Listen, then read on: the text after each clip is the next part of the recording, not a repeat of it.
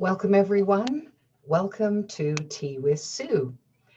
It's great to be back. Another week has just flown by, and each week I get excited about meeting you again and having a chat about all manner of things. Today, I thought it would be really fun to look at the body from the perspective of the body being a communication device. Now, for lots of years, I thought, well, my body is something that houses my soul, my spirit, it's my vehicle to get around. And that is true. It is my vehicle to get from place to place and do things and take action on thoughts that I have or emotions that I'm feeling or whatever. So it is a vehicle. But what about if it's even more than that? That it's a communication device that tells us in infinite and very finite detail what's going on with us from second to second, moment to moment throughout our lifetimes. So the easiest example, of course, is thinking of when we're kids. So when we're exploring the world as newborn babies or getting older into toddlerhood, then then all of what is in front of us comes from the senses that are inside of us. Our senses detect whether our bodies feel cold, whether they feel hot, whether we're tired, whether we're energized, all of those kinds of things. The body is so magnificently wired to give us information about what's going on in our world. And of course, because we have a brain that neurologically they know has a gene pool to draw from memories and experiences from out of our past and from our ancestors' past. They talk about the reptilian brain, right? That knows intimately how to keep us safe. It knows so clearly and so quickly how to send signals to us that keep us safe. And so the body is communicating with us all the time. Now, the trick, of course, is whether or not we're paying attention to what the bodies communicate. Well, when we're little, if we're hungry, our body tells us you need food. And if we don't have the verbal ability as yet, then what do? We let out a yelp or a cry or something happens to communicate to a person who has the ability to solve that problem that all is not well. I'm hungry. And so the body speaks loud and clear. I'm thirsty. I need to be changed. Whatever that is as a body and the desires when we're really little, then of course we have the communication ability to get that out. But before anything comes out of our mouths, then the body signals from somewhere. So from the stomach, or if a child falls down, then and scrapes their knee, then the pain that comes from that particular area, of course, signals, okay, all is not well. And so it's not only a signal for help from maybe somebody from outside, but it's also a bodily signal inside for the body to go to work to fix whatever's wrong. So if the knee is bleeding, then okay, the body's defenses or immune system or all of the healing abilities that it has go right to work to stop the flow of blood and then work to repair the damage. So if you haven't blessed your body lately, today would be a good time to do exactly that. Wow. Where would I'm fond of saying, well, where are you going to live when your body gives out on you? Well, good question.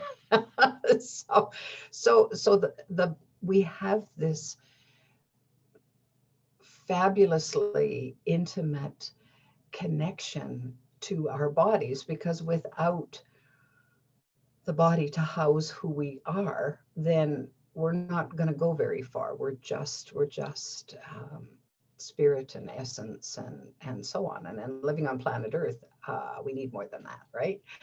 So here's where it gets interesting, though. As we grow, we are taught in a variety of ways to start ignoring the needs of the body.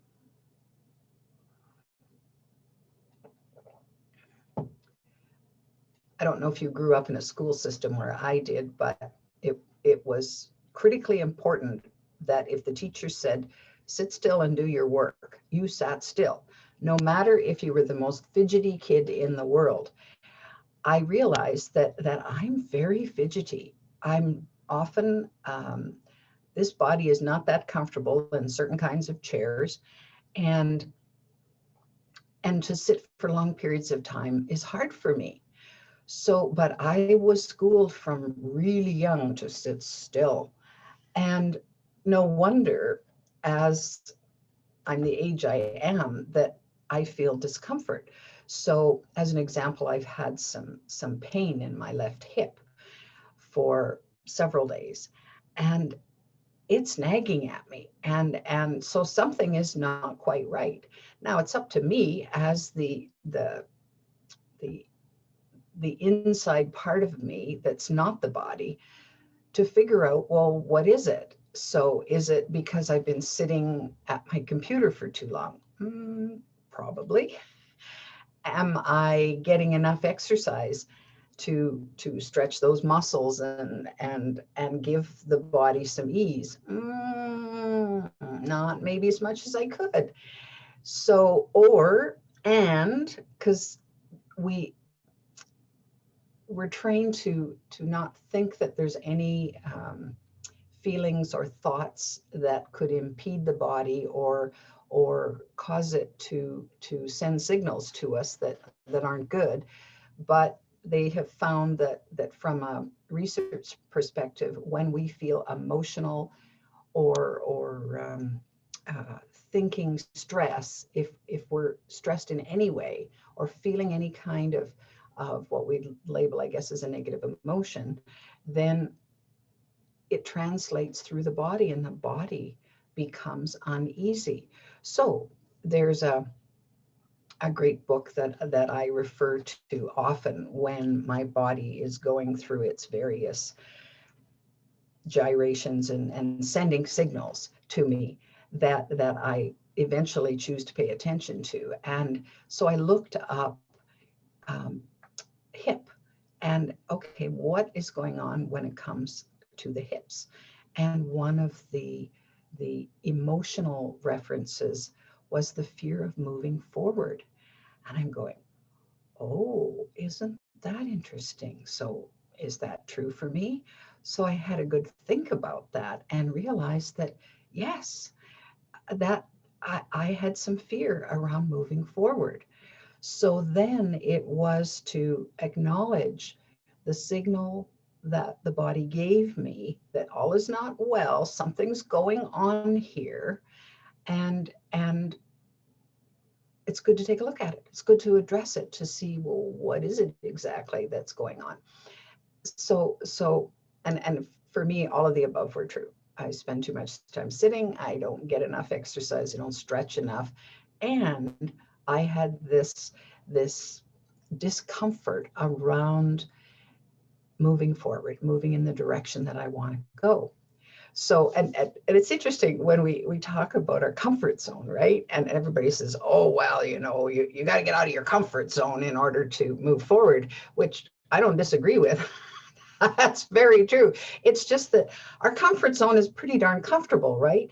And but here's the but, while we're thinking that, oh yeah, I think I'm just going to stay in my comfort zone because it's too scary out there. There's dragons out there and I don't want to get out of my comfort zone. But the body will nag at us until we either do something about it or eventually it it looks for another path to let us know that all is not well. So, for example, we could just ignore the pain and take a pill. Say, "Oh, I'm feeling pain. Well, where are those pain pills?" And we go do that. Or I'll put a hot compress on it, and temporarily that might help and ease, and or I'll get busy doing something and forget about it. And but if it's important enough to be paid attention to, then the body will persist. So I love this definition that I got years ago. I don't even remember how I got it, but it was about our comfort zone, right? And about being in a rut. So a comfort zone is like a rut, right? We're just moving along. Well, this definition was, a rut is simply a grave with the ends kicked out. And I'm going, really? And that visual hit me. So, I mean, we have a choice. We can stay in our rut, and there's not much movement going on in there. And so at some point it might start to feel like a grave, and we got to climb over the edges and say, okay, what's going on out here, and what more could we be doing? How do we want to move forward? So our bodies are well wired to let us know that there's something not right, something that needs to be addressed in some way. And of course, if we want to be at ease in our bodies, if we want our bodies to continue cooperating and moving forward in a very positive direction, then we need to pay attention. We cannot ignore signs and symptoms for long periods of time. Well, we can, and everybody does. I certainly have. I ignored symptoms of bodily distress for so many years, and then I couldn't ignore it anymore because I got a cancer diagnosis. So that was the ultimate. But no, I'm fine. No, I'll deal with it this way, or I don't want to go to the doctor. Blah, blah, blah, blah. And well, the consequences were right there to face me. So believe me, I pay a lot more attention to the signals I get from the body now than I ever used to. And it's not that I'm a slave to it. It's not, but I've come into a better conversation, I guess, with my body in honoring the message that it sends to me, and then exploring it and saying, okay, what's going on here? And maybe what's really going on here, what's going on below the surface that I can't actually see and I can't put my finger on as such, but there's something there. So the actual physical outward signs, like, oh, I have a pain in my elbow, or that's very obvious to us. That's one thing to think about. But the other part is, what about that sensation you get in your gut, or it feels as if maybe your heart is sore, and you know that physically you're okay, but there's something not quite right. There's an uneasiness, a dis-ease in what's going on. And often it's connected to some kind of fear. And it's expressing itself in the body, and maybe doesn't know exactly how to portray it. It's just, well, I've had this, my food doesn't seem to be digesting as well these days. Well, it could be that there's something upsetting your stomach. So we have these language phrases, oh, I had a gut reaction to what that person just said, or I get this gut feeling that this would be a better way to go, then that would be a better way to go. Well, over time, we just accept those as expressions, but they're not just expressions. There's a reason for that. And when we say, oh, that just broke my heart, well, there was probably a little piece that was broken because of that incident, or we have a failed romance, and or a romance ends, and we feel that pain in our hearts, or we see someone else suffering and we feel their suffering, and it hits us right in our heart space. Well, communication, right? It's that communication that sends that signal, and then we say, well, what are we going to do about that? When I used to teach public speaking, I used to say, look, energy is energy, and it's up to you to decide what that energy means to you. Well, for most people standing in front of an audience, the energy is fear and terror, like, don't make me do that. One of the top 10 fears that people have is the fear of speaking in public. It kind of feels like you're going to die when you're standing up there if the fear is really, really strong. And I used to say, look, one direction for the fear, or for the energy itself, is fear, and causes you to bolt for the door. If you labeled, however, and decided that the fear was excitement, that the butterflies in the tummy were excitement, or the shaking knees, or the reverberations you feel through your whole body was excitement, then that causes an entirely different action than you're looking forward to. So for me now, I look at being in front of an audience, or being on camera, as the quotes nerves or nervousness that I feel is excitement. It's, oh, I want to do a good job. I want to say the right things. I want to help people with the thoughts and ideas that I'm expressing to them. And so it's a transformation. Probably years ago, it was fear. And I, oh, don't make me say anything. I don't want to, I don't want the spotlight to be on me. I kind of did, but it meant I had to let the spotlight be on me. And so there was some fear about that, like, oh, what if that's not safe? And I worked my way through that because I wanted more to share who I was and what I knew, and I wanted to help people more than I wanted to hide in the dark and not be visible. So it always feels maybe a little risky, but you get out of that comfort zone and honor your body and soothe it. So I'd say, okay, body, this is what we're doing. I know my heart's pounding, or my stomach feels like it's churning, or my knees feel like they're knocking, and we're safe. We're going to do this anyway. And so it's like having that dialogue. It's not saying to the body, oh, just be quiet. I'm not paying attention to you right now. It's to say, we're going to be fine. We're in this together, and it's going to be good. So just be okay. Help me out here, and we'll get through this. And of course we do. And so that's the whole thing in having a dialogue with your body and getting to know it more intimately.